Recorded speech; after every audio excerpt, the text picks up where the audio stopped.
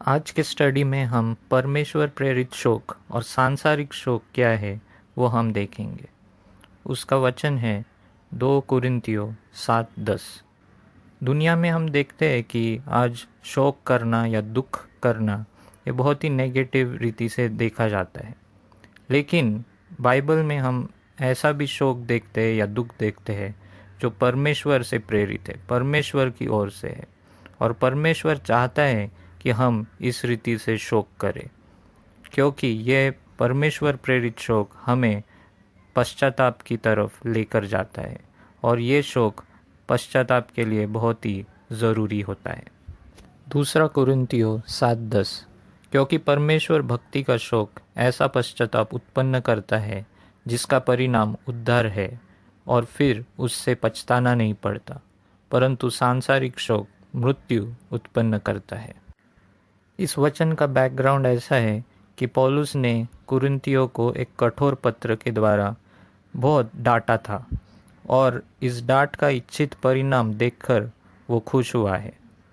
कुरिन्थियों ने वास्तव में पश्चाताप किया था, जिसके कारण वो उद्धार की तरफ बढ़े थे। पौलुस ये जानकर खुश है कि उसकी डांट के द्वारा वो परमेश्वर जैसा चाहता था वैसा दुख उन्होंने किया था, और वो पश्चाताप की तरफ आगे बढ़े थे। इस वचन में हम 2 प्रकार के दुख देखते हैं, परमेश्वर प्रेरित दुख और सांसारिक दुख। हम अपने जीवन में इन दोनों प्रकार के दुख में शामिल हुए होंगे।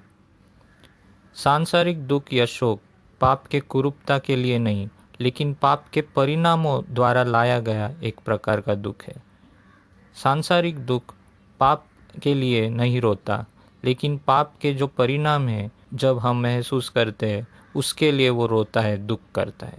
उदाहरण के लिए, काम पर अगर हम अविश्वासु है, धोखा दे रहे हैं और बेईमानी कर रहे हैं, और हमारी नौकरी हम खो देते हैं, तो वो नौकरी खोने के लिए हम नाराज़ होते हैं। हमने जो बुरा काम किया है उसके ऊपर नाराज़ नहीं होते, लेकिन नौकरी खोने के लिए सिर्फ हम नाराज़ हो जाते हैं। इस प्रकार के दुख को हम सांसारिक दुख कहेंगे। ये व्यक्ति अपने पाप के वजह से दुखी नहीं है, लेकिन पाप के परिणामों ने जो शर्मिंदगी लाई है और नुकसान हुआ है, उस वजह से वो दुखी है। सांसारिक दुख स्वयं केंद्रित होता है, खुद पर दया की जाती है। यह शोक हमारी गलतियों के लिए दूसरों को दोषी ठहराता है। यह क्रोध और घृणा और कड़वाहट की ओर हमें ले जाता है। बहुत से बार हमारे जीवन में असफलता, अपमान, शर्मिंदगी, इसको हमें सामना करना पड़ता है। कुछ लोग जब ये होता है तो खुद को दोषी ठहराते हैं। वो इतना अपने आप को दोषी ठहराते हैं कि वो अपना अंत करना चाहते हैं। डिप्रेशन और खुदकुशी की तरफ ये सांसारिक दुख उन्हें ले जाता है। दूसरी ओर परमेश्वर प्रेरित दुख अपने पाप पर दुख करता है। मैंने परमेश्वर को दुखी किया है और दूसरों को धोखा दिया है, इसलिए वो व्यक्ति दुखी है। उदाहरण, पतरस जब उसने प्रभु यीशु को 3 बार मना किया था, तो वो फूट फूट कर वो रोया था। इसे कहते हैं परमेश्वर प्रेरित दुख। इस प्रकार के दुख में आप खुलकर अपने दोषों को स्वीकार करते हैं और परमेश्वर से क्षमा मांगते हैं और उससे आशा रखते हैं। जब आपका अपमान होता है, जब आपका अस्वीकार होता है, रिजेक्शन होता है और गलत तरीके से आरोप लगाया जाता है, आप अपने सभी भावनाओं के साथ परमेश्वर के पास जाते हैं, उससे आप आशा रखते हैं।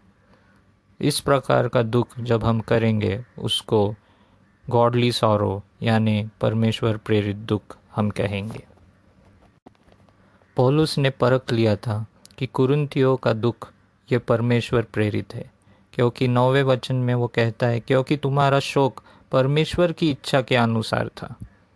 और ऐसा शोक हमें करना चाहिए।